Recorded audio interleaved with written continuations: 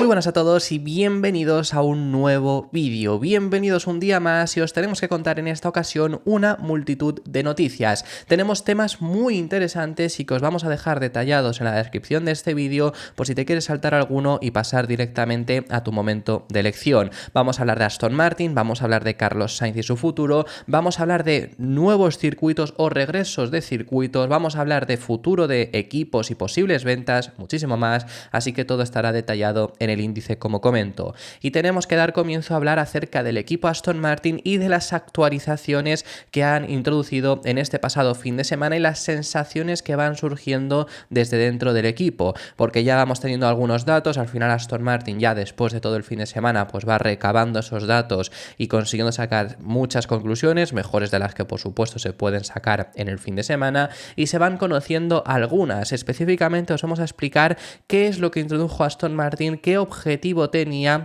y también si se ha cumplido o no. Por ahora parece que sí, pero sigue sin ser suficiente, así que eso es algo que tenemos que tener en cuenta, eso es algo que hemos visto. Es decir, ¿qué objetivo tenían las mejoras? Ahora lo vamos a detallar porque encima con esto os vamos a traer un artículo que está bastante bien explicado, pero el objetivo que al final tenían estas mejoras era conseguir claramente más carga aerodinámica. ¿Y por qué digo claramente? Porque es que lo dijo el propio Fernando Alonso y aquí os trajimos sus propias palabras. Lo dijo Alonso que el objetivo era generar más carga aerodinámica. Cuanta más carga aerodinámica seas capaz de generar, también mejoras, por ejemplo, en gestión de neumáticos, puedes mejorar en carrera porque hay un mejor coche, hay un mejor balance, te puede perjudicar en recta, pero este monoplaza que es bueno en recta y muy eficiente con el DRS, si consigues generar más carga aerodinámica puede ser positivo. Al final es, por ejemplo, como Red Bull. Red Bull es el equipo que más carga aerodinámica genera, pero también es el equipo que más corre. Al final tienes que encontrar ese balance y es lo que intenta hacer Aston Martin, consiguiendo progresar, especialmente en ese ritmo de carrera que hasta ahora había sido su punto débil. Y podemos decir que se cumplió. ¿Por qué os digo que es insuficiente? Pues porque sigue sin ser suficiente para pelear en realidad contra McLaren, porque por mucho que quedase por delante de Piastri y tuviese, ya no es que quedase por delante de Piastri, que si dices has hecho una carrera como Arabia Saudí, que quedó por delante de Russell, pero no estaba siendo más rápido que Russell, sino que estaba pudiéndose defender, pues dices, bueno, se ha dado la circunstancia porque es Alonso, pero aquí realmente ya os hemos explicado que Alonso, tratando de darle DRS a Piastri, realmente perjudica su carrera. No es que la perjudique, no iba a conseguir una mejor posición, por eso lo hace. Él ya lo sabe, ya lo sabía perfectamente en el coche y decide, no voy a seguir atacando. Quizá podrías haber conseguido un hueco, pero así te asegurabas esa sexta plaza, porque si Piastri no te puede atacar, te aseguras de que Piastri por lo menos se pueda defender, que es lo que pasó, se pudo defender de Russell durante muchas vueltas gracias al DRS que le daba Alonso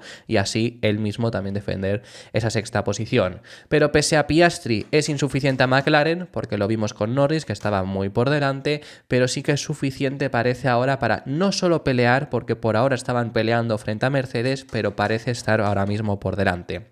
Así que bueno, es un pequeño paso previo a las grandes mejoras que llegarán en Imola, que todos los equipos van a llevar mejoras en Imola, así que veremos cómo funcionan en el circuito de Emilia-Romagna. Pero como os digo, tenemos un artículo que os vamos a traer, cortesía esto de Racing News 365.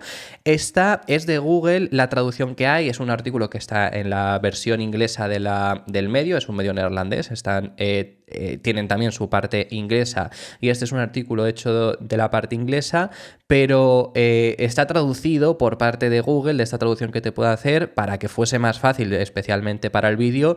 Está un poco mal, hay cosas que os vamos a especificar mejor a lo que pone en el propio artículo, porque hay cosas que es bastante mejorable. Pero bueno, la intención detrás del piso mejorado, es decir, del suelo de Aston Martin revelada. ¿Qué es lo que nos comentan? Bueno, pues nos hablan para empezar también del objetivo que tenían, de qué es lo que introdujo Aston Martin. Dice, Aston Martin fue el único equipo, aparte de Red Bull, que introdujo amplias mejoras en el Gran Premio de Japón el fin de semana pasado. Porque aparte de Red Bull, bueno, pues Ferrari llevaba mejoras, pero eran mejoras menores. Williams llevaba un nuevo alerón, pero era un nuevo alerón, que ya llevó, por ejemplo, Aston Martin un nuevo alerón en Australia, realmente los dos equipos que sí que trajeron actualizaciones fueron estos dos.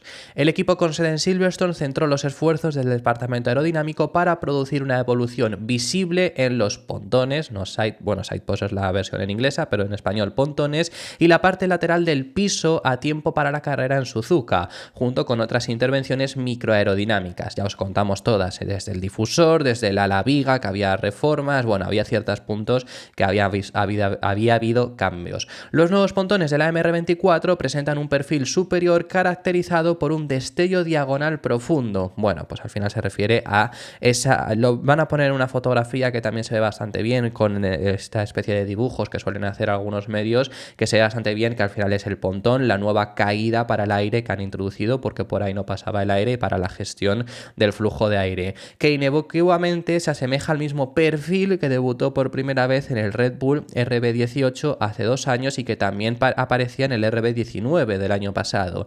Ya sabemos que este coche se inspira mucho en lo que era Red Bull. El AMR22 también lo tuvo, pero no apareció en el AMR23 y ahora para esa mejor gestión de flujos sí que lo lleva Aston Martin. Bueno, vamos a pasar directamente a la fotografía, que nos estamos refiriendo a esto, que es lo que nos introducía. Ahora leemos lo que falta, ¿no? Pero que es esto lo que nos decía de ese canal que ha habido nuevo, que antes no estaba, y es porque por aquí Aston Martin no conseguía que el aire fluyese de la forma en la que lo querían, así que por ese motivo es por el que se ha introducido. El propósito de esta llamada profunda es generar un lavado descendente.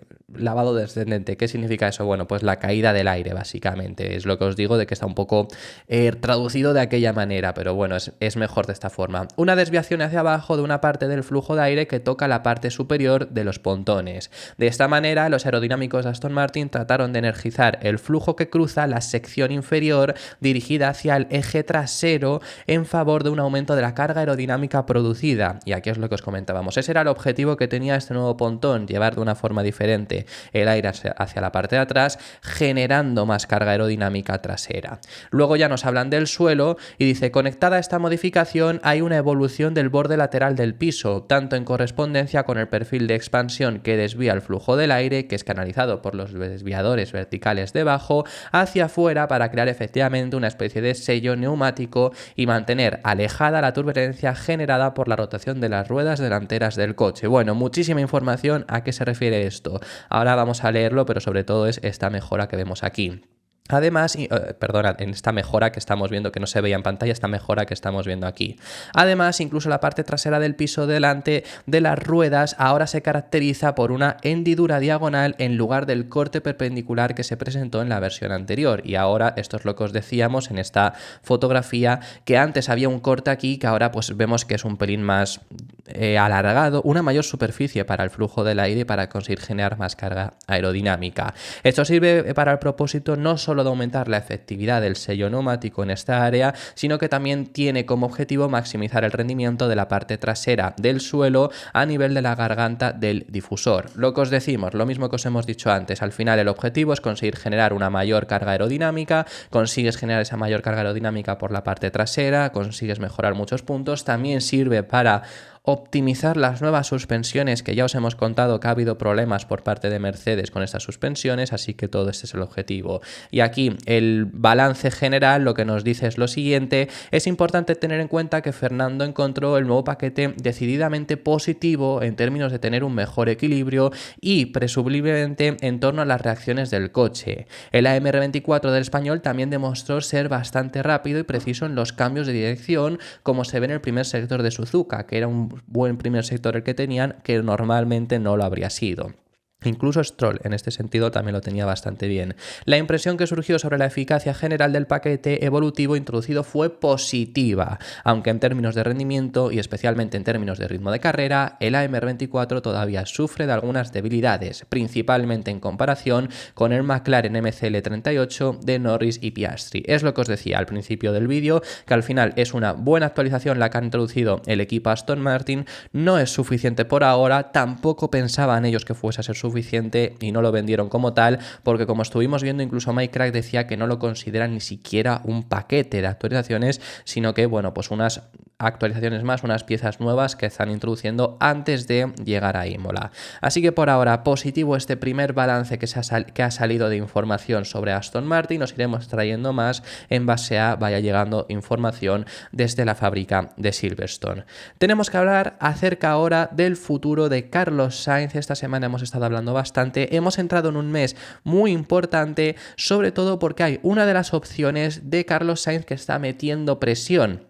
Ya os las habíamos contado las 4 opciones que tiene sobre la mesa Carlos Sainz. Algunas dependen, por supuesto, de que ocurra algo en ese equipo, pero al final os las vamos a ordenar por orden no posible, sino os las vamos a ordenar por orden en el que están en el Mundial de Constructores hoy en día, que las 4 opciones que tiene son Red Bull, Mercedes, Aston Martin y Audi.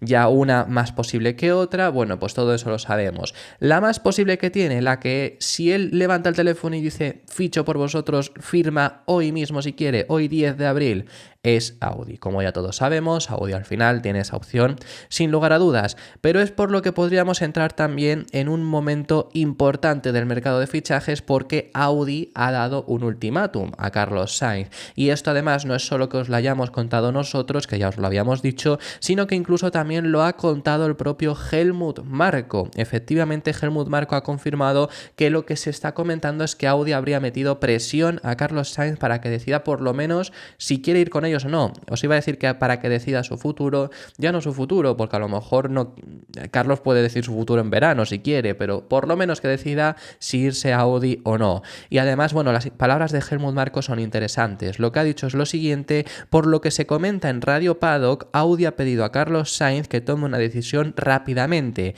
y Aston Martin también está ejerciendo presión en múltiples frentes, que sobre esto podríamos deducir que es el caso de Alonso, que ya os hemos estado hablando también en el canal. Nosotros no participamos en estos juegos, Red Bull decidirá antes de mitad de temporada, que eso ya lo sabemos, que Red Bull, bueno, pues lo vimos incluso recientemente, que estaban diciendo que no les corría prisa. Pero volviendo al caso de Carlos Sainz, le han metido esa presión y tiene este mes, en teoría, para firmar con Audi si es que quiere ir con ellos. Eso es lo que se ha estado informando. ¿Por qué digo lo que se ha estado informando? Bueno, en teoría ese ultimátum es real, incluso lo dice el propio Helmut Marko, que está ahí, que tendría este mes de abril. Si quiere firmar Carlos con Audi e irse a este proyecto, que ahora os digo mi opinión sobre este proyecto y si es la mejor opción que tiene este mes. Y aún así, aunque esta sea la información que tenemos, salvo que es que este mes de verdad Audi firme ya a los 2 pilotos, que uno parece que podría ser Hülkenberg, salvo que es que los firme ya, yo realmente creo que sí. No los tiene firmados, porque si los tiene firmados sí, o sea, si ahora no les dices que sí y firman a 2 pilotos, ya ahí sí que se ha acabado. Pero si Audi solo le está dando este ultimátum a Sainz para, si no le dice que sí, empezar a moverse, yo creo que salvo que esté cerrado con otro piloto, si Carlos llega en septiembre, llama a Andreas Seidel, que es el CEO de Audi, y les dice, queda el hueco, te lo dan, aún así. Pero queda por decidir eso, ¿no? Y es la opción que ahora mismo podría pagársele a Carlos Sainz, que es la que realmente más ha sonado desde hace más tiempo, lleva sonando, que es una de las opciones que tiene Carlos, porque siempre, incluso cuando no se sabía si seguiría o no con Ferrari, ya se hablaba del interés que tiene Audi por hacerse con los servicios de Carlos Sainz. ¿Es una buena opción o no ir a Audi? Pues es una buena opción, depende de cómo lo mires. Esto es una pregunta que a mí, amigos míos, también me han hecho, del hecho de, pero Audi a todas las categorías que ha ido ha acabado ganando. Y sí, es así, lo hemos visto recientemente con el Dakar, por ejemplo, pero puedes invertir multitud de dinero y luego no ganar. Eso es algo que tenemos que tener en cuenta, y hay 1001 casos de la historia de la Fórmula 1. O es que nos vamos a ir más cercano. Ferrari, que es la marca más conocida posiblemente de coches, el equipo más laureado de la historia de Fórmula 1, y lleva desde 2007 sin conseguir ganar, y 2007 fue por una carambola que se acabó dando. Entonces, por ese motivo, por la carambola me refiero, lo de Alonso y Hamilton, que al final perdieron puntos ambos, y cualquiera de los dos seguro que tenía mejor coche que el Ferrari para haber ganado, pero por toda la tensión que hubo acabaron perdiendo el título y se lo llevó Kimi Raikkonen. Pero llevan desde ese 2007, por ejemplo. Entonces, llegar a Fórmula 1 y haber ganado en todas las categorías anteriores que has tenido y meter mucho dinero no es certeza de nada. ¿Que yo creo que Audi lo acabará haciendo bien? Sí, pero además este es otro punto, lo acabará haciendo bien. Creo que Audi será un equipo que podemos llegar a ver dentro de un futuro lejano en lo más alto de la parrilla, compitiendo como hoy mismo están pues Red Bull, Ferrari, Mercedes, McLaren y Aston. Más o menos en esa zona creo que Audi se podría acabar situando. Pero estamos hablando de largo plazo. ¿Va a pasar eso en el 2026? Pues salvo muchísima suerte, no. Entonces, ¿eso cuánto tiempo se necesitaría? Mínimo, mínimo, mínimo, pongamos 2028. Y cada vez soy más optimista incluso con esto. Lo lógico sería 2029, 2030, 2031 incluso yo os diría. Que sea cuando Audi pueda estar en esa posición más o menos. ¿Eso cuánto tiempo es? Pues es 5 años más aparte de la entrada de Audi que no se ejecuta el próximo año. Carlos ya, desde luego que tendría una edad elevada cuando llegase a ese punto. Lo que digo es que creo que Carlos está en el momento ahora para estar en un mejor equipo. Si aceptas Audi tiene que ser la opción de quizá no me quedaba tan bien otra. O quizá les ves demasiado bien y crees que en el 27 puedes ir. Pues bueno, puedes estar compitiendo. Quiero decir, pues bueno, te la puedes jugar y puedes ir ahí. Pero mi opinión, si la acepta Carlos, oye, pues veremos qué tal acaba funcionando. Mi opinión es que de las 4 opciones es la que tiene que ser el plan Z. Tiene que ser el cuarto opción. Tiene que ser que no te quede otra. Pero antes tienes que intentar, o Mercedes, que Mercedes se habla muy mal del proyecto de 2026 en algunas ocasiones, en algunas otras, depende de lo que le interesa a la prensa, o hablan bien o hablan mal. Yo creo que van a ir bien, hoy en día no están demasiado bien, pero creo que en el 26, al final, Carlos, ya tenemos que pensar también en el 26, y yo creo que en el 26 van a ir bien, entonces creo que el proyecto de Mercedes puede ser positivo. Yo ya os he dicho que, en mi opinión, yo me encantaría que fuese Aston Martin, pero Aston Martin tiene que marcharse a Alonso, entonces todavía depende de ahí, pero yo veo el proyecto de Aston Martin muy bueno para el 2026 y luego Red Bull, pues veremos qué es lo que ocurre, pero por ahora parece una opción que se va pagando. Entonces, esas son las opciones que tiene Carlos, eso es lo que se está hablando, ese es el ultimátum de Audi, que lo confirma incluso el propio Helmut Marko. Veremos qué es lo que ocurre, hemos entrado en un mes por lo menos que desde luego se va a hablar bastante del futuro de Carlos Sainz, además por el buen estado de forma que está teniendo, que por cierto, hoy tenía lugar la venta de las entradas de la grada Carlos Sainz, como os estuvimos avisando. Yo ya os comenté que por calidad-precio, aunque han subido este año, al parecer han sido 190 euros, pero son 190 euros el pack de 3 días y luego te incluye una gorra y una bufanda. Aún sin la gorra y sin la bufanda, eso nos es indiferente. El pack de 3 días, 190 euros, es lo mejor de precio que ibais a encontrar, pero yo desgraciadamente ya os puedo decir que están sold out, que no hay más entradas en la grada Carlos Sainz y no las hay desde hace menos de media hora que saliesen a la luz. Ya os dijimos que aquí si las queríais, que estuvierais, se abrió hoy en el día de hoy una lista de espera desde las 9 para una cola virtual para comprarlas, porque años anteriores salían a una hora y ya está, y ahí los tenías. Este año ha salido esa cola porque ya el año pasado hubo ciertos problemas y demás y efectivamente ni media hora han durado todas las entradas. Así que, como os decía, pues bueno, son unas muy buenas. Ya si queríais ir a la grada Carlos Sainz, pues tendréis que esperar el próximo año y tendréis que buscar, si queréis, otras entradas en el resto del circuito, que oye, también hay opciones buenas, pero era desde luego una de las mejores económicamente. También para finalizar tenemos que hablar acerca del... Bueno, para finalizar, digo, no es lo último que tenemos que hablar, pero tenemos que hablar acerca del equipo Ferrari y uno de los puntos fuertes que ha tenido este SF24, que ya os hemos contado anteriormente, que es la degradación de neumáticos por parte de Frédéric Vasseur, dice no canta victoria en este hecho. ¿Y a qué es lo que os decimos? Bueno, Ferrari lleva teniendo problemas con los neumáticos años. O sea, es el mayor de los problemas que está teniendo. No es algo de la nueva generación de monoplazas. Realmente antes el punto débil que también tenía Ferrari era este. Realmente el coche era normalmente bueno en clasificación y peor en carrera, especialmente por la gestión de neumáticos. Dependiendo del circuito, rendían mejor o rendían peor en degradación, pero eso les pasaba también el año pasado. Especialmente en los circuitos urbanos, que es un circuito que la degradación funciona de una forma diferente. Por ejemplo, a Red Bull le viene muy mal porque empieza a aparecer graining y demás. A Ferrari siempre se le ha dado bastante bien desde hace ya años y esta nueva generación igual. Por ahora, lo que hemos visto con este SF24 es que efectivamente en ese tipo de circuitos gestionan aún mejor las gomas, porque lo vimos en Australia. Australia tiene asfalto de circuito urbano, aunque no lo visualicemos como circuito urbano, es un circuito urbano en ciertas características, especialmente en el asfalto. Es un asfalto donde pasan coches de calle normalmente y apareció ese graining. Red Bull fue de los peores equipos en gestión de neumáticos, mientras que Ferrari fue el mejor.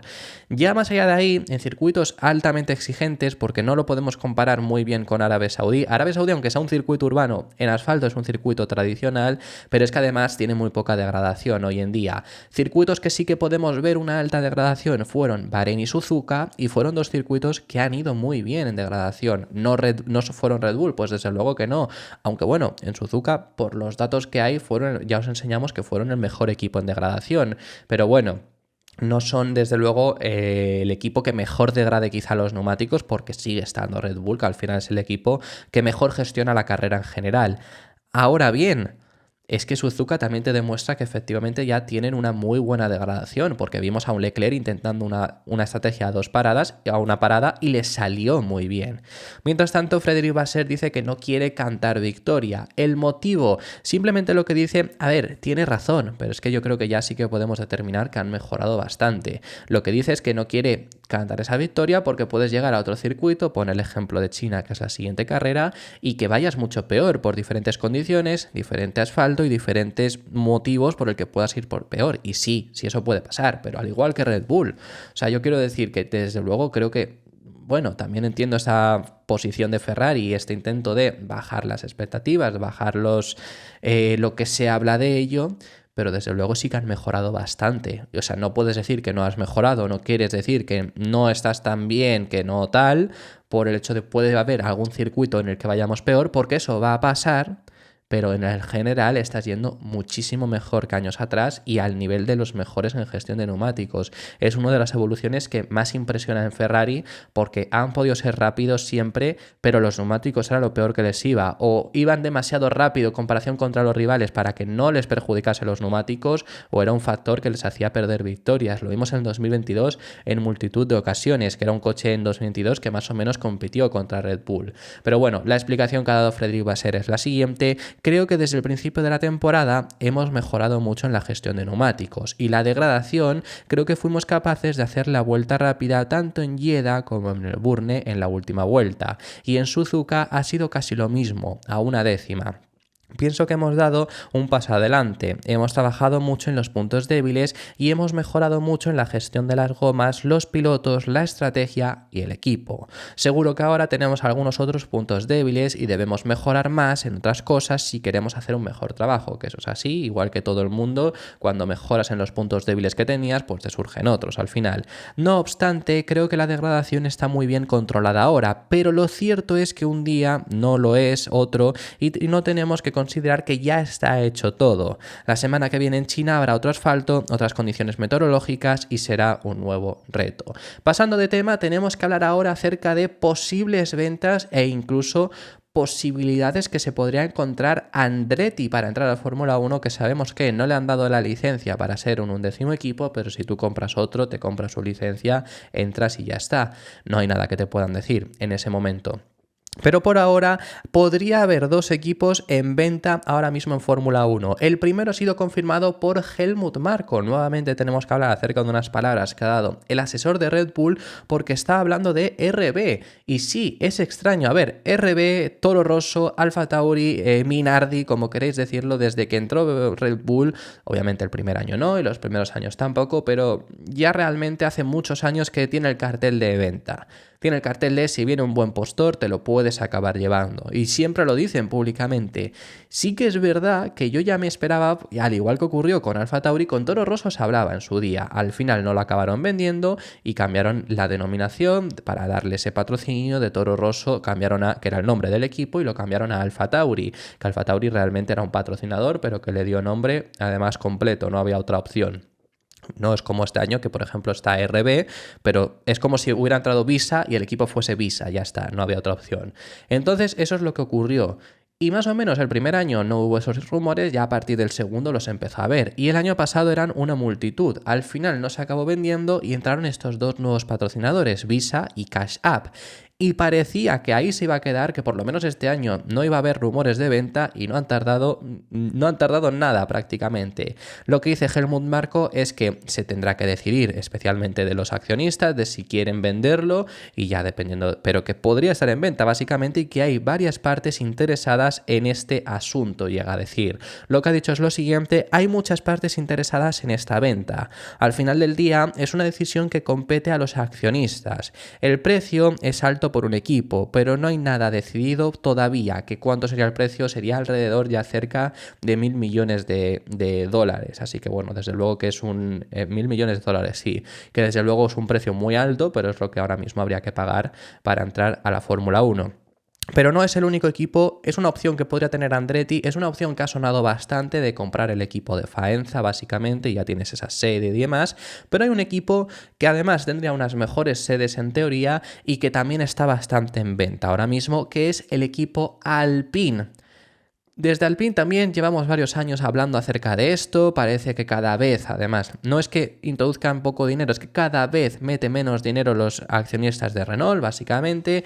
Llevamos mucho tiempo contándoos que Luca De Meo, que es el CEO de Renault, está ya buscando cábalas para argumentar las pérdidas que les genera el equipo de Fórmula 1, porque un equipo de Fórmula 1 te genera pérdidas de por sí, pero bueno, por el reglamento financiero puede que cada vez menos, pero te genera pérdidas y encima no están teniendo buenos resultados. Entonces ya estos últimos años ha sido complicado y ahora, con los malos resultados que están teniendo, aún más suena esta posibilidad de vender el equipo. La posibilidad de vender el equipo lleva bastante, pero ahora es el rumor que está creciendo bastante en Italia, especialmente es donde está sonando este rumor de que se podría llegar a vender el equipo Alpine. Y al final, el mejor postor para comprar ese equipo es Andretti. Ya incluso antes de que le rechazase la Fórmula 1, se hablaba de que quizá Andretti aún así también estaban... Bueno, es que Andretti intentó comprar Sauber, pero no le dejaron en su día. Entonces se hablaba de intentar comprar el equipo Alpine, por ahora parecía complicado, ahora quizás se les habría abierto esa puerta después del mal rendimiento que tendrían,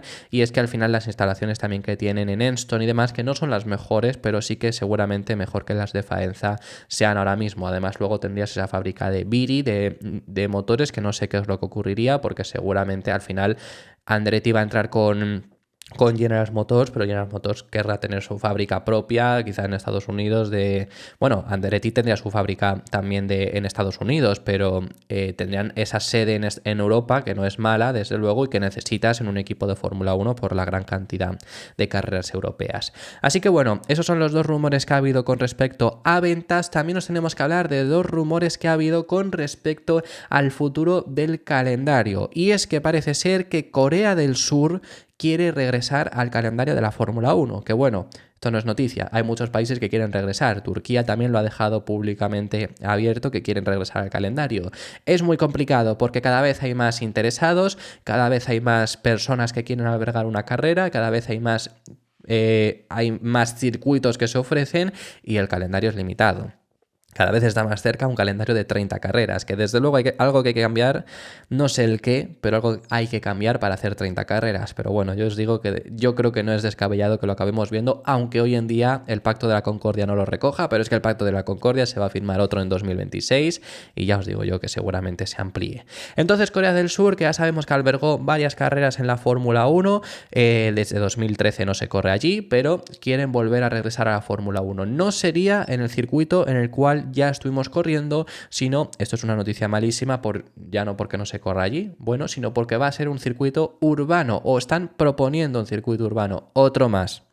Que como si no tuviésemos suficiente, es otro circuito más urbano, otro más que se añada a la lista. Bueno, pues otro circuito más urbano, en este caso sería en la ciudad de Incheon, que está muy cerca de la capital de Seúl, así que bueno, por localización es lo que están vendiendo, que estaría bastante bien, y ya habría habido gestiones entre el alcalde de la ciudad de Incheon junto a la Fórmula 1 en el pasado Gran Premio de Japón. Además les habría vendido pues el hecho de, lo que os digo, está muy cerca de la capital de Seúl, entonces tiene buen transporte por aeropuertos, igual que por ejemplo ha hecho Madrid para vender bien el Gran Premio de Madrid. Tiene buen transporte, tiene un puerto, que eso también sería muy bueno para los equipos de Fórmula 1, es un sitio que está bien localizado y que es amplio, que podrían estar a gusto los equipos. Lo están vendiendo así, la intención es conseguir el acuerdo para 2026 o 2027 y entrar ya a la categoría, que yo aquí os añado, cada vez está más difícil entrar a la Fórmula 1, cada vez hay más postores y es muy pronto, sinceramente. Madrid lo ha conseguido, pero Madrid lleva 2 años hablando con la Fórmula 1 para conseguir ese acuerdo en el 2026. Pero es que el calendario 2026, a falta de unas pocas carreras que son las tradicionales y que tienen que estar sí o sí, ya está casi cerrado. Hay pocas cosas que se tienen que cerrar ya para ese calendario. Entonces realmente yo lo veo muy cercano, pero bueno, están intentando conseguir ese acuerdo para entrar en Fórmula 1. No es el único y hay un circuito que ya no está en la categoría, pero que intentó volver hace relativamente poco y ahora la Fórmula 1 le ha dado un zas, por así decirlo. Estamos hablando del Gran Premio de Francia. Sabemos que Paul Ricard hace relativamente poco intentó regresar, o por lo menos era lo que se hablaba, e incluso llegando a haber negociaciones, también dijeron con la Fórmula 1. Pero Stefano Domenicali en Canal Plus Francia ha hablado del por qué, aunque lo estén intentando, porque efectivamente confirma que todavía se está intentando por parte de Francia, por ahora es imposible y es porque pide más inversión, que no es algo nuevo. Es algo que se lo han pedido a todos los circuitos, hasta a los históricos. Monza está haciendo reformas todavía para llegar, que van a llegar, porque van a acabar en junio en teoría, pero han tenido que reformar el circuito para seguir en el calendario. Silverstone ha hecho muchas reformas siempre históricamente. Barcelona, por ejemplo, está haciendo reformas, es decir, se lo están pidiendo, el estándar está subiendo y Paul Ricard tenía una serie de complicaciones muy serias por el hecho de la localización, incluso estaba mal localizado, la entrada al circuito era muy mala, con muchos coches era horrible, había muy poco sitio también para parking y ya no hablemos de las gradas, que era algo de lo que se quejaban mucho los aficionados. Entonces ese es el motivo y eso es lo que siempre han estado diciendo, que lo que piden es mayor inversión, ya sea del gobierno, ya sea de quien quiera ser, pero que tiene que haber una mayor inversión para albergar a la Fórmula 1 para la posibilidad de que regrese. En el caso contrario, es imposible que al final Francia acabase regresando a la Fórmula 1. Yo creo que lo acabará haciendo, pero al igual que os digo que habrá 30 carreras, yo creo que es inevitable, también aun con 30 carreras es muy posible que entremos en ese sistema rotatorio que la Fórmula 1 está tratando de conseguir. ¿Por qué no se ha conseguido? Porque es muy difícil poner de acuerdo a 3 circuitos para... Pongamos este caso, Bélgica, Barcelona y Silverstone. Decirlos, un año vas a ser Bélgica, al siguiente Barcelona, al siguiente Silverstone, al siguiente Bélgica. Eso es muy complicado. No sé si sería de esta forma o cómo lo harían, o quizá un año sí, un año no, tendrían algunos circuitos, se iría tornando, pero es lo que están intentando, pero por ahora no se ha conseguido por eso. Yo creo que Francia es uno de los que desde luego acabará aceptando para poder volver, en teoría se hablaba de que Alemania también, y creo que al final la gran mayoría de circuitos europeos van a entrar en este sistema rotatorio porque cada vez se quieren menos carreras aquí en Europa y más carreras fuera, que es lógico en este deporte que tiene que ser mundial. Lo último a comentaros, lo último a deciros, esto no tiene que ver con Fórmula 1, pero sí que tiene que ver con el deporte del motor y con un piloto que a mí me enamoraba y que ha tenido nos dio ayer un susto bastante grande. Por suerte os podemos decir que está bien. Estamos hablando de Andrea Dovizioso. En el día de ayer sufrió un gravísimo accidente haciendo motocross, estaba entrenando en la provincia italiana de Arezzo. Sufrió un gravísimo accidente, tuvo que ser desplazado de urgencia al hospital. Había ciertas dudas, podemos decir, lo subió él también en sus redes sociales esta fotografía, así que por eso os la hemos puesto, que está bien, está estable, simplemente el TAC ha salido negativo, que es algo bastante positivo por supuesto, y lo que es una muy buena noticia, y sin embargo informan que tiene la clavícula derecha rota, se puede ver al final en esta fotografía cómo está, y fuertes golpes en la muñeca y una costilla. Por suerte os podemos decir que está bien porque había ciertas dudas, por también daños en el cráneo, se hablaba. Llegó con dudas Andrea Dovizioso al circuito, por suerte os podemos decir que está bien, es uno de los pilotos que a mí más me gustaba ver en MotoGP en su día, hasta que bueno, luego ya no sigue hoy en día MotoGP, pero cuando estaba en Ducati, compitiendo también, pues me gustaba mucho y desde luego que saber que está bien me agradó mucho después de saber el fuerte accidente que tuvo y os lo quería comentar. Esto ha sido todo por este vídeo, muchísimas gracias por haber llegado hasta el final del vídeo, dejadme en los comentarios vuestras impresiones sobre todos los temas que hemos estado tratando, que hemos hablado de muchísimos y me encantará saber tu opinión sobre ello en los comentarios. Si te ha gustado el vídeo, deja tu me gusta, suscríbete para no perderte ninguno de los contenidos diarios que realizamos y nos vemos en el siguiente, que seguiremos hablando de Fórmula 1.